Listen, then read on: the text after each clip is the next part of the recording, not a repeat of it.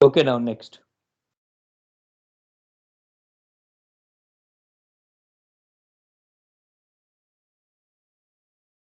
अगला टॉपिक अपने को क्या पढ़ना है? मैंने आज क्या पढ़ाने को कहा था? मैंने कुछ कहा था ना आपसे पढ़ाने के लिए।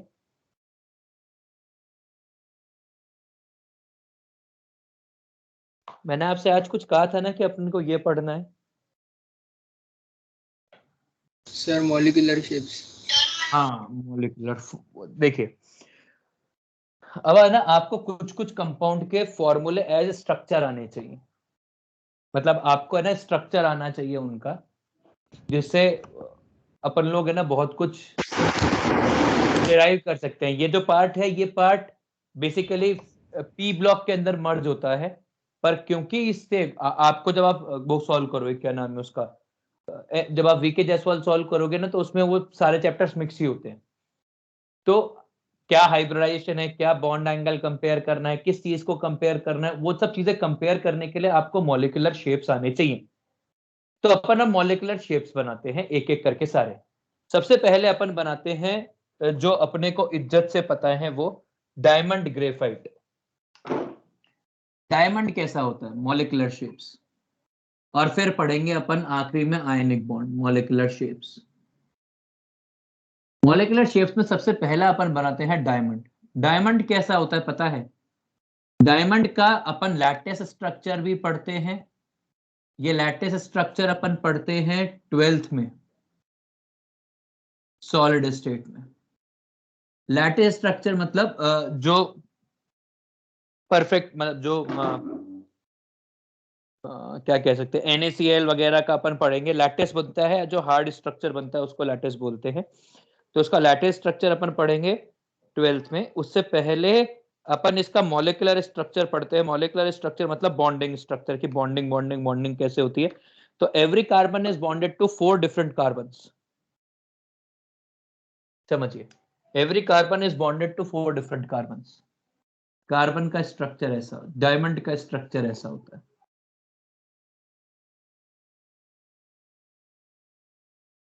Every carbon is bonded to 4 different carbons and every carbon is sp3 hybrid. Every carbon is bonded to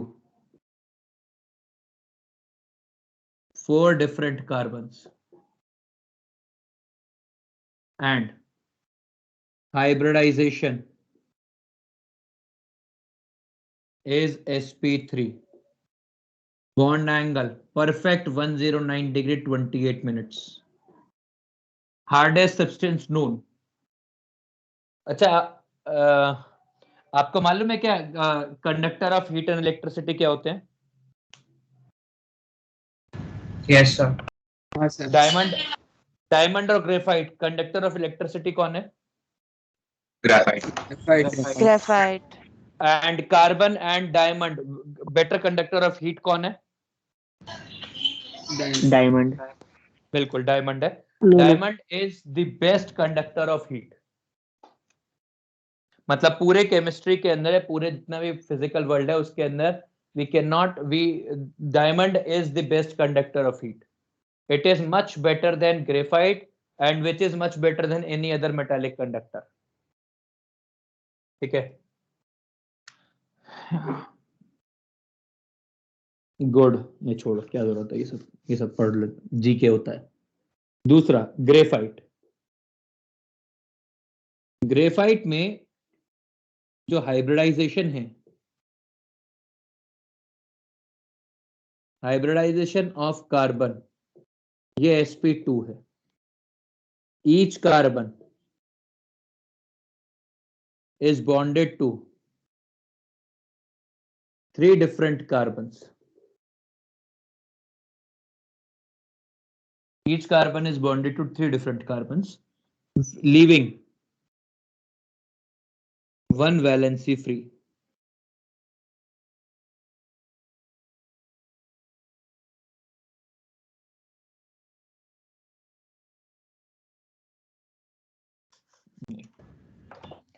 और बॉन्ड एंगल कितने का है? बॉन्ड एंगल है परफेक्ट 120 डिग्री का. तो सर इसमें क्या नीचे का नहीं दिखा.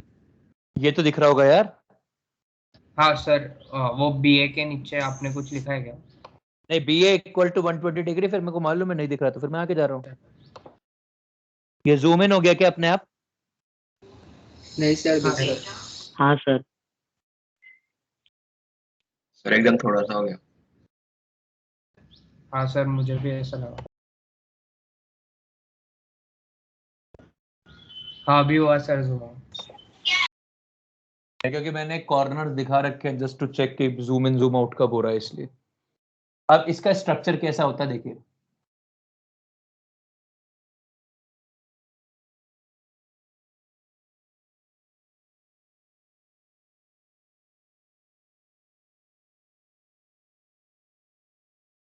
ठीक है, इन सब में हर कार्बन ने 3 बॉन्ड बनाए हैं और इसके अंदर एक इलेक्ट्रॉन फ्री है, और ये लेयर है, मतलब ये एक है लेयर 1। वैसे ही एक और लेयर होगी लेयर 2।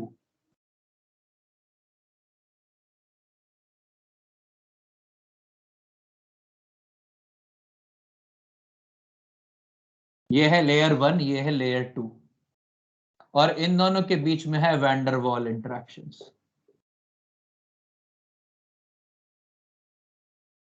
इन दोनों के बीच में है वैंडरवॉल इंटरेक्शंस, और वैंडरवॉल इंटरेक्शंस के कारण ही मतलब layer of graphite have van der Waals interaction,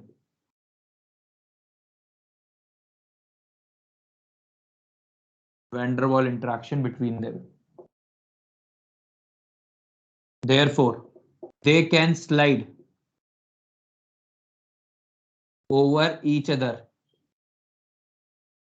easily. भाई वीक इंट्रैक्शन है, तो बेसिकली क्या होता है ना कि ग्रेफाइट ऐसी एक लेयर है, ऐसी एक लेयर है, तो ये आराम से ऐसे फ्लो करते हैं, इसीलिए graphite is used as, therefore graphite is used as lubricant in heavy machinery.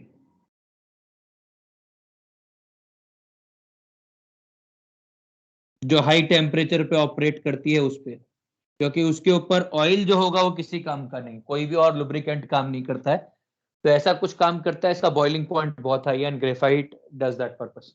तो ये दोनों ऐसे मतलब बेसिकली क्या होगा ना, एक ऐसे ये दो सरफेस है, तो यहाँ पर ग्रेफाइट लेयर, यहाँ पे ग्रेफाइट लेयर, और फिर आराम से ऐसे स्किड करता है बिना फ्रिक्शन के। ग्रेफाइट, डायमंड, इसके अलावा फिर एक होती है फुलरीन्स। फुलरीन्स मतलब C60 बकी बॉल्स। इनका स्ट्रक्चर मैं ड्रॉ नहीं कर सकता हूं, इतना मेरे अच्छी ड्राइंग नहीं है, तो आपको ये आना चाहिए C16। इसके अंदर हेक्सागोनल एंड पेंटागोनल रिंग्स होती हैं,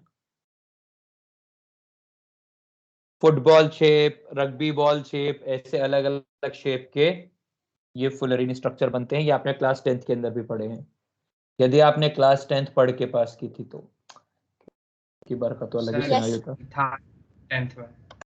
या था ना? हाँ सर उसका स्ट्रक्चर भी था। हाँ, तो वही कह रहा हूँ, वो आप क्लास 10th के अंदर पढ़ सकते हो कि भाई मेरे को मैं इतना नहीं बना सकता, उतनी मेरी ड्राइंग अच्छी होती तो मैं पेंटर नहीं होता, क्या केमिस्ट्री क्यों पढ़ा रहा होता जीवन में। ठीक है, प्लीज ये कॉपी करिए, फिर अपन आगे बढ़ेंगे। और ऐसा मत बोलना कि आपको फोटो चाहिए।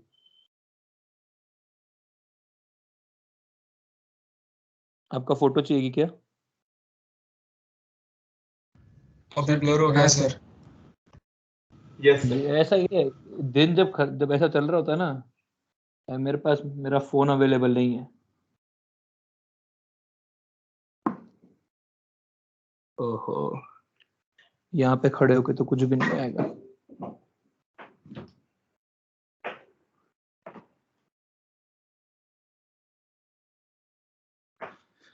रुक जा बाबा रे।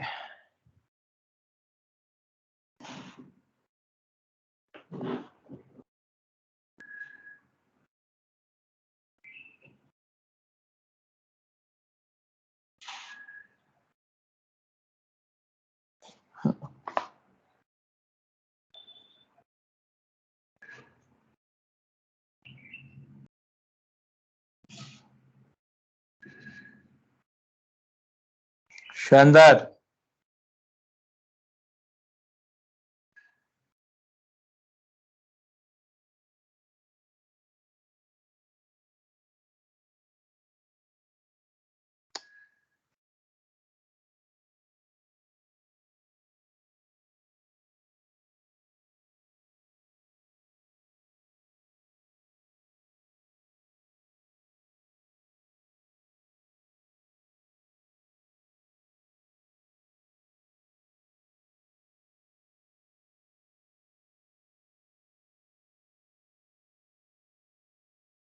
भेज दिया है फोटो, कॉपी करिए प्लीज।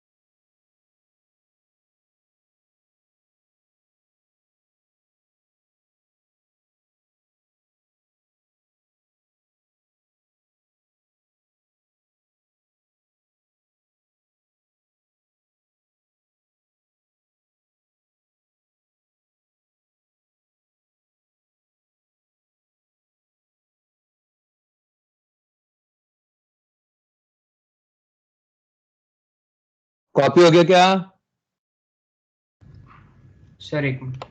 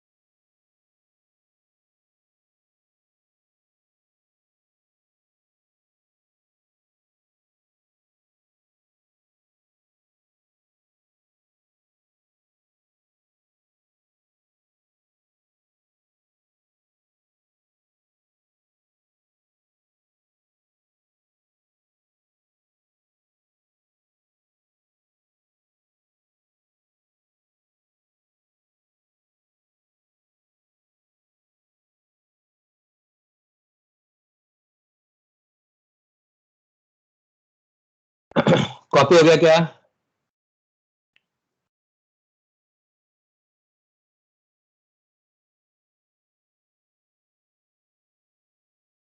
यदि हो गया है तो बताएं प्लीज।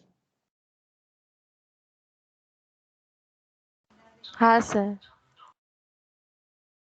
चलिए,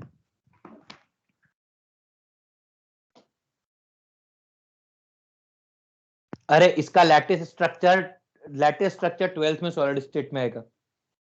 एक होता है सर मॉलिक्यूलर स्ट्रक्चर, एक होता है लैटिस स्ट्रक्चर। लैटिस स्ट्रक्चर होता है कि कितनी स्पेस होती है, क्या बॉन्ड लेंथ होती है, वो सब कुछ।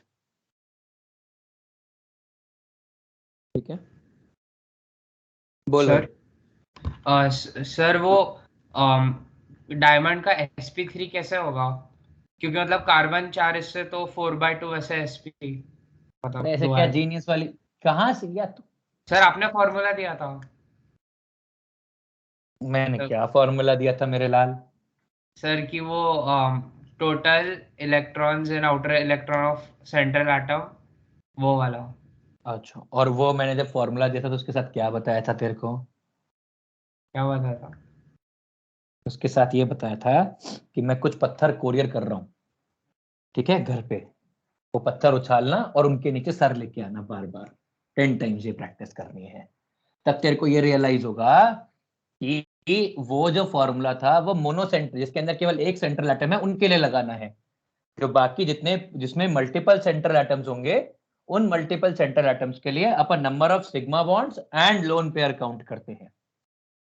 ठीक है, फिर तेरे को ये याद आ जाएगा, अच्छा कार्बन ने 4 सिग्मा बॉन्ड बनाए, वाओ। तो 4 सिग्मा बॉन्ड बनाने का मतलब है 4 हाइब्रिड ऑर्बिटल होने चाहिए, वाओ। और फिर तू पता लगा पाएगा कि वो sp3 हाइब्रिड है। समझ गया? हाँ सर। कोरियर करने की जरूरत है क्या? नहीं सर, अभी तो नहीं। वैसे कोरियर कर, उसमें क्या है वो बताऊंगा भी, वो कैसे यूज करना है। It is wonderful to use, और उससे दिमाग बहुत तेज चलता है, क्योंकि जमीन पे निकल जाता है ना फिर तो बड़ी बढ़िया से भागता है। हाँ, आगे सल्फर, नहीं पहले फास्फोरस। देखिए फास्फोरस क्या होता है, फास्फोरस के हमारे पास 3 एलोट्रॉप होते हैं। एक होता है व्हाइट फास्फोरस,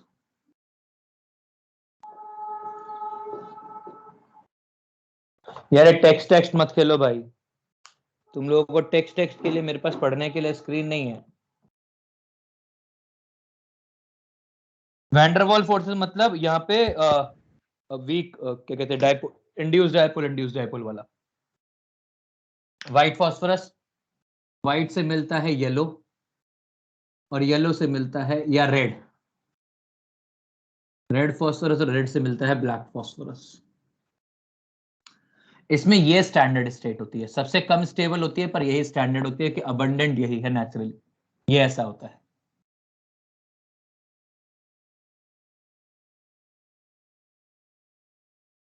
P4, ठीक है। ये ऐसा स्ट्रक्चर होता है, highly strained ring, highly strained ring. ठीक है, इसके बाद अगला, ये हाईली लिख देता हूं इज्जत से, वरना कोई फिर बाद में पूछेगा सर ये क्या लिखा है। हाईली स्ट्रेन्ड रिंग, इसको हल्का सा हीट करते हैं तो ये बनता है हमारे पास ऐसा।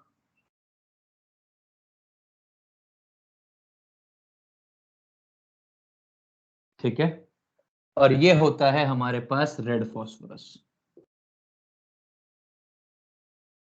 ठीक है, और फिर इसको यदि अपन और हीट कर देते हैं तो ये बनता है ऐसा।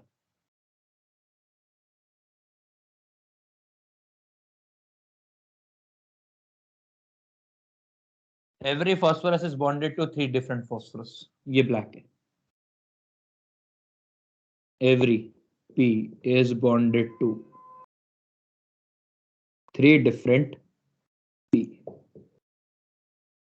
ये सबसे ज्यादा मोस्ट स्टेबल फॉर्म है, पर ये मिलती नहीं है नेचुरली, ये बनानी पड़ती है, और ये नेचुरली मिलता है white phosphorus. White phosphorus,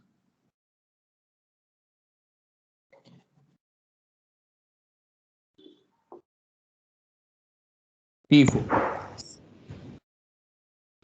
sir बोल भाई। सर व्हाइट फास्फोरस के बीच में क्या होगा, और एक फास्फोरस ही होगा क्या? नहीं नहीं नहीं, ये बॉन्ड है इनके बीच में, ऐसा नहीं है, ये कुछ है नहीं, ये बॉन्ड बना हुआ है। यहाँ पे ये ऐसा ओवरलैपिंग दिख रहा है, ये ओवरलैपिंग के अंदर बस ये ऐसा है कि एक बॉन्ड ऊपर से जा रहा है और एक बॉन्ड नीचे से जा रहा है, ऐसा ही है। इसके अंदर ये नहीं है कि यहाँ पे कोई बीच में एटम, ऐसा कुछ भी नहीं है। ठीक है, हाँ सर। सर इसके बाद आता है सल्फर। बोल भाई। सर बाद में पूछ लेगा। बोलना बोलना, अरे ऐसा क्यों परेशान है, इतना परेशान रहेगा तो तेरे को नींद कैसे आएगी, बोल। सर वो व्हाइट और रेड फास्फोरस है, तो फिर वो चेन बना रहे क्या आपने, वो जो दो ऐसे हॉरिजॉन्टल हाँ लाइंस बनाए वो बिल्कुल, पॉलीमर ये चेन? आगे फॉस्फोरस, ये बिल्कुल ऐसे आगे फॉस्फोरस से और फिर ये आगे रिंग बना रहे हैं वैसा। चलेगा सर, थैंक यू। और यहाँ पर भी ये आगे बना रहे हैं, पर आगे फिर अब इतने सारे फॉस्फोरस, सब फॉस्फोरस इंडिपेंडेंट है। इसको ऐसे भी दिखा सकते हैं, इसको ऐसे भी दिखा सकते हैं, किसी डायमंड टाइप दिखा है ना, वैसा भी दिखा सकते हैं, उसमें कोई अंतर नहीं आता है। उसके बाद ये आता है क्राउन शेप।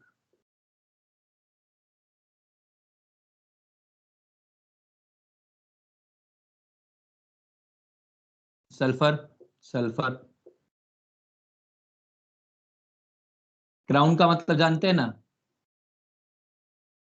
ताज। ये ऐसा होता है रोम्बिक सल्फर, सल्फर के लिए। इसके अलावा अपने को किसी और एलिमेंट का स्ट्रक्चर पढ़ने की जरूरत नहीं है, कृपया करके ये सब स्ट्रक्चर्स आपको याद होने चाहिए। इसके बाद आते हैं कंपाउंड्स। देखिए, अब कंपाउंड्स के अंदर हमको जो पढ़ने होते हैं प्राइमरीली, वो पढ़ने होते हैं, एक सिलिकॉन और पढ़ सकते हैं, सिलिकॉन भी पढ़ सकते हैं। सिलिकॉन के अंदर एसआई जो है वो 4 एसआई से बॉन्डेड है, वैसा ही स्ट्रक्चर होता है, बट वीक बॉन्ड्स, उतने डायमंड के बराबर नहीं होते, पर ये कोवलेंट 3D सॉलिड होता है। जैसा डायमंड है कोवलेंट 3D सॉलिड, वैसा ही diamond 3D solid, covalent 3D solid ये भी होता है, वो कोई अंतर नहीं सिलिकॉन में। अब बात करते हैं कंपाउंड्स की, कंपाउंड्स एंड देयर नेम्स। ठीक है, अब इसमें हमारे पास क्या होते हैं, सबसे पहले होते हैं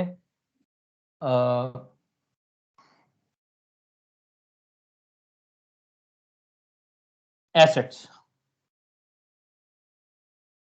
सबसे पहले होते हैं हाइड्रो एसिड्स, जैसे HF, इसको अपन लिखेंगे hydrogen fluoride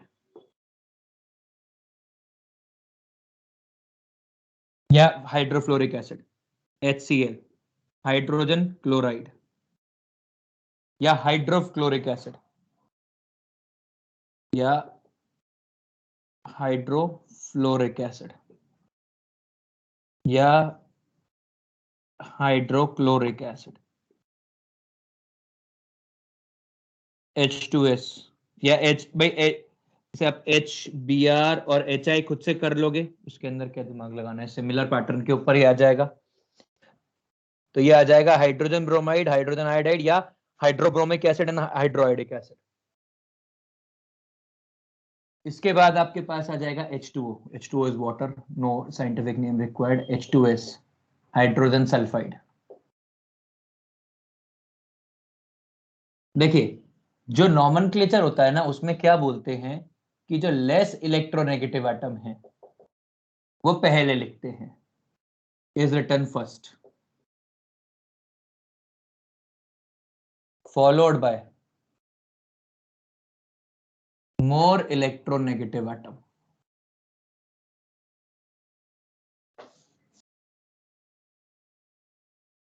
followed by more electronegative atom, या फिर पहले कटायन लिखते हैं फिर अनायन लिखते हैं। ये स्टैंडर्ड फॉर्मेट होता है। ठीक है, तो इनके सॉल्ट भी इसी पैटर्न में लिखे आते हैं, जरा समझना। भाई हमने लिखा NaF है, तो पहले क्या लिखा जाएगा, कटायन, तो इसका नाम लिखा जाएगा sodium fluoride.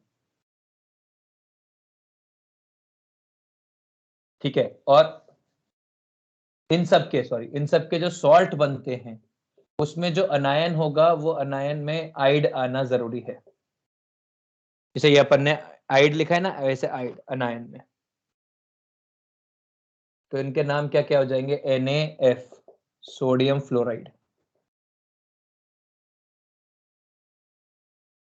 NaCl sodium chloride, NaBr sodium bromide,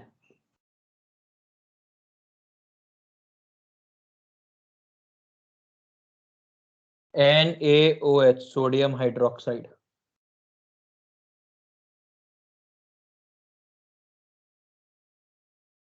Na2S sodium sulphide,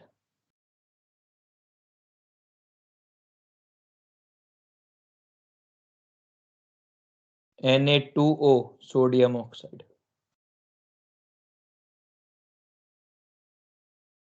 यहाँ तक कॉपी करिए, फिर अभी फिर उसके बाद और पढ़ेंगे। फोटो खींच के भेजू इसकी। Yes sir.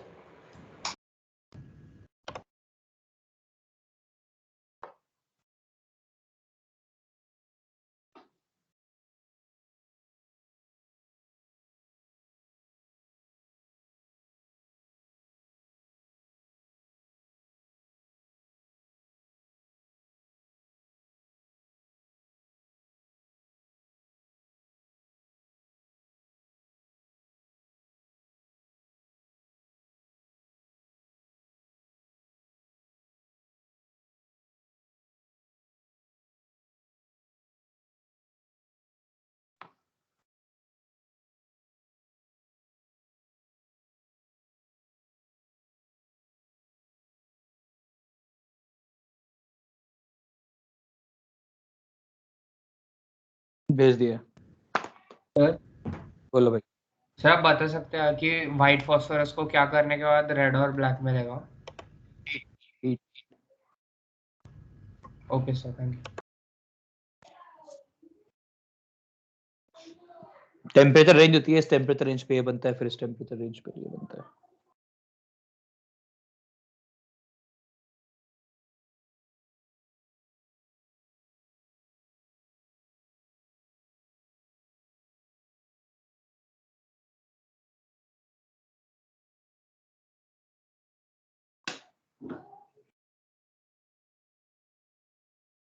नहीं, व्हाइट फॉस्फोरस चेन नहीं बनाता।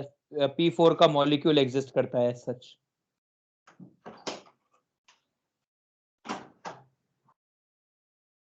ठीक है, P4 का ही मॉलिक्यूल एग्जिस्ट करता है, वो कोई चेन वेन नहीं बनाता।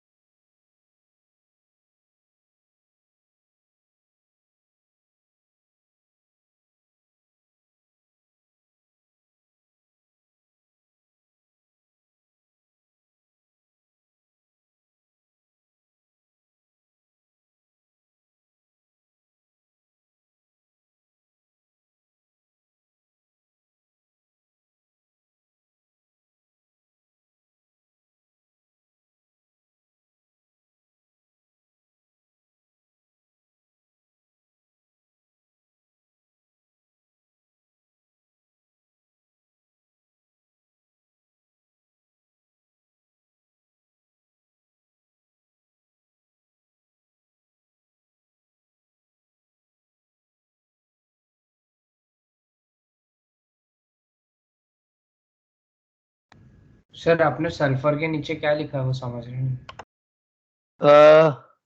Rhombic, RHOM, rhombic. RHOMIC ना? रोम्बिक लिख दिया क्या? रोम्बिक भी आएगा, रोमिक नहीं रोम्बिक।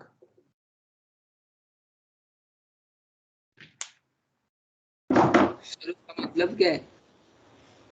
अरे नाम है, रोम्बस शेप होता है, मतलब जब इसका लैटिस बनता है ना तो रोम्बिक सल्फर बनता है। वैसा होता है रोम्बिक सल्फर, मोनोक्लिनिक सल्फर। तो जो लैटिस बनती है वो वैसे बनती है सॉलिड में ऐसे, मतलब जब शेप देखते हैं ना तो जो बेसिक शेप दिखती है वो रोम्बस टाइप दिखती है। ठीक है सर।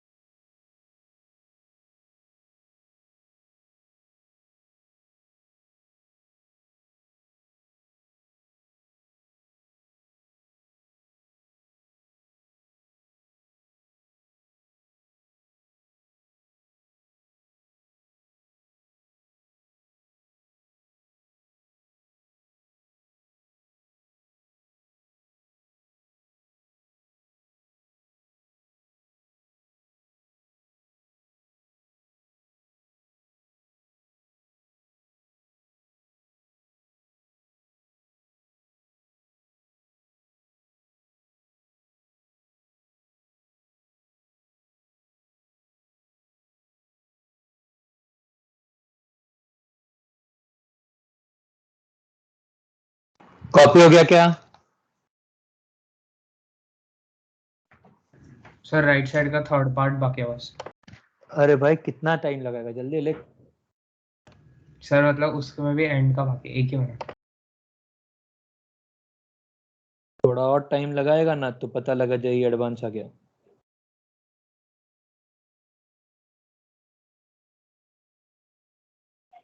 सर बोल भाई। सर ब्लैक फॉस्फोरस ज्यादा स्टेबल है तो वो एग्जिस्ट क्यों नहीं करता नेचुरली? यार यही तो खुफिया बातें हैं कि हम लोग नेचर में हर चीज को उतने आराम से एक्सप्लेन नहीं कर पाते हैं। बेसिकली क्या होता है ना, इसका टेम्परेचर रिवर्सिबिलिटी होता है, तो शायद टेम्परेचर रिवर्सिबिलिटी की वजह से एग्जिस्ट नहीं करता है वो। मतलब इसके लिए मेरे पास कोई रीजन नहीं है, ऐसा कोई परफेक्ट प्रोफाउंड रीजन नहीं है कि लेस स्टेबल फॉर्म क्यों एग्जिस्ट करती है, सिंपल। और सर वो सिलिकॉन के टर्मिनल एटम्स फिर से नहीं बनेंगे ना बॉन्ड? नहीं बनाएंगे ना, सिलिकॉन सिलिकॉन आगे बॉन्ड बनते जाएंगे। हर silicon, every silicon is bonded to 4 different silicon. नहीं देवांग, मैं हाइब्रिडाइजेशन की बात नहीं कर रहा हूँ sp3 के अंदर, क्योंकि हाइब्रिडाइजेशन डिफाइन करना थर्ड पीरियड के लिए उतना आसान नहीं होता। वही आपने डी ऑर्बिटल कॉन्ट्रैक्शन ऐसी चीजें पढ़ी हैं, तो फिर बाद में कभी ना कभी कॉन्फ्लिक्ट उठेगा ही उठेगा, इसलिए अपन नहीं बात कर रहे हैं। सर HI और HBr का एसिडिक नाम क्या है? Hydrobromic acid, hydroiodic acid. अब ओके सर, थैंक यू। आप समझिए, इसके बाद आते हैं हमारे पास ऑक्सी एसिड्स। ये तो सादा एसिड्स हो गए।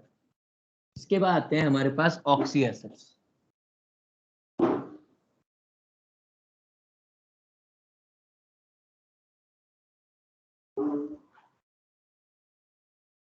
देखिए ये सब स्ट्रक्चर आपको याद करने हैं, ध्यान रखना। जितने अपन 2-3 क्लास में बनाएंगे ना, 2-3 क्लास जाएंगी इसमें भी, मतलब कल की तो पक्का जाएगी, उसके बाद का पता नहीं। उसके बाद एक और 2 क्लास तो पक्का जाएंगी स्ट्रक्चर्स में, उसके बाद अपन देखेंगे।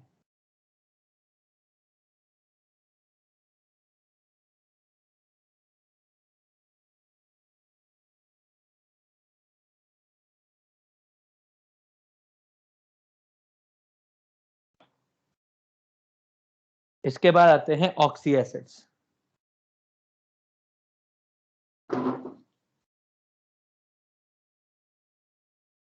ऑक्सी एसिड्स क्या होते हैं? ऐसे एसिड जिसके अंदर एक एलिमेंट होता है E, ये O और ये H, और electronegativity of E is more than 2.1। इसको बोलते हैं ऑक्सी एसिड। कि जब ये पानी में जाएगा तो ज्यादा पोलर बॉन्ड होगा OH का, और ये टूट जाएगा और ये H+। अब ऑक्सी एसिड के अंदर हमारे पास टाइप्स ऑफ एसिड होते हैं। इसमें सबसे पहला होता है इक एसिड। इसमें हमारे पास सबसे पहला होता है इक एसिड। एक एसिड होता है जिसके अंदर सेंट्रल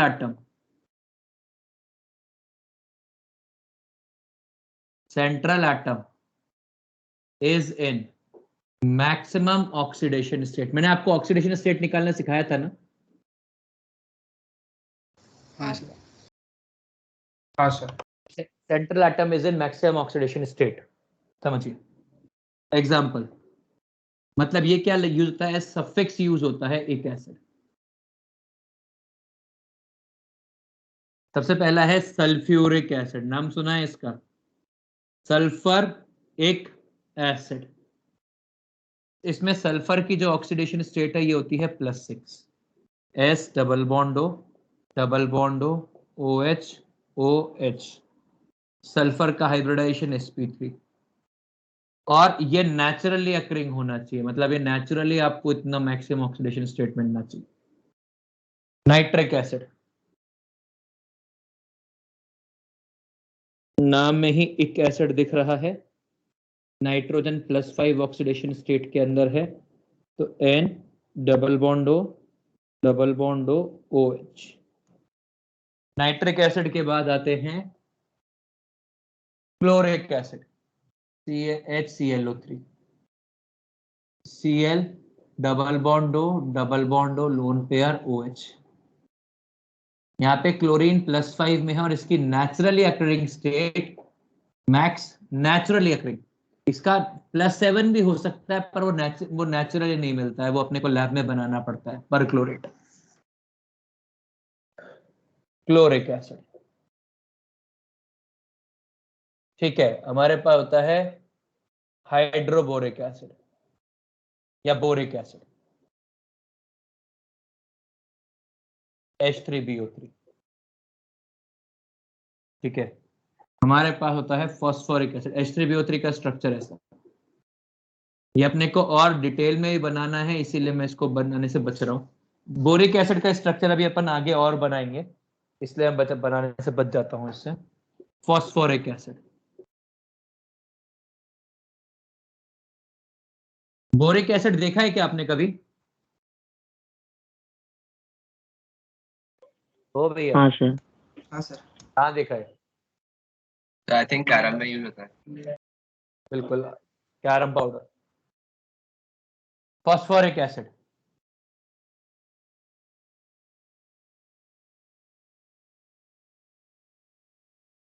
ठीक है। ये है जनरल जो अपन एक एसिड्स काउंट करते हैं। बाकी इसके अलावा एक और भी होते हैं, जैसे सिलिसिक एसिड है। सैलिसिक एसिड कैसा होता है? SiOH OH OH OH।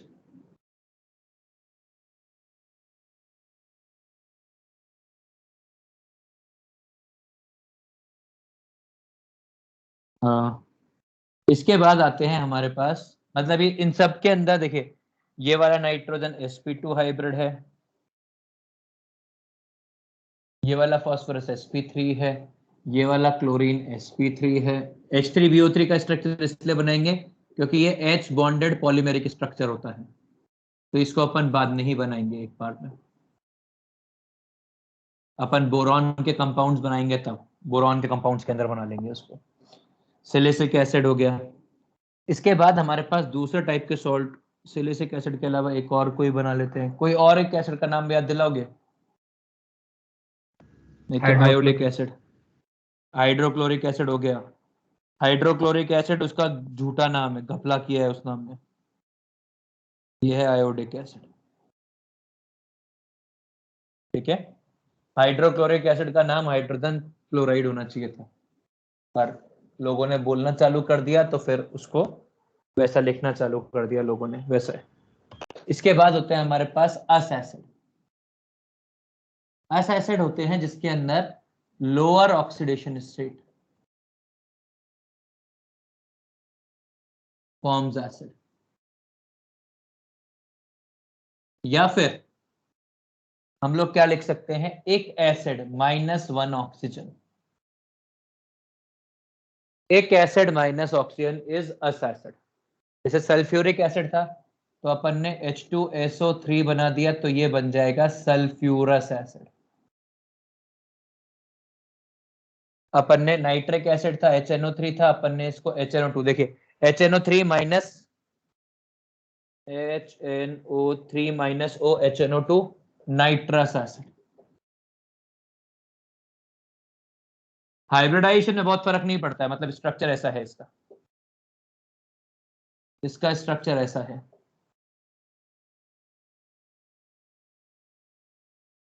Chlorous acid, ये जब भी कोई एसिड डिफाइन होता है ना तो ये सफिक्स में ही जाता है। Chlorous acid Cl HClO2।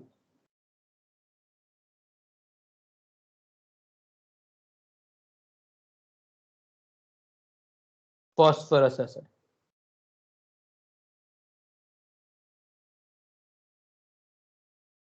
H3PO3। Structure याद रखिएगा प्लीज,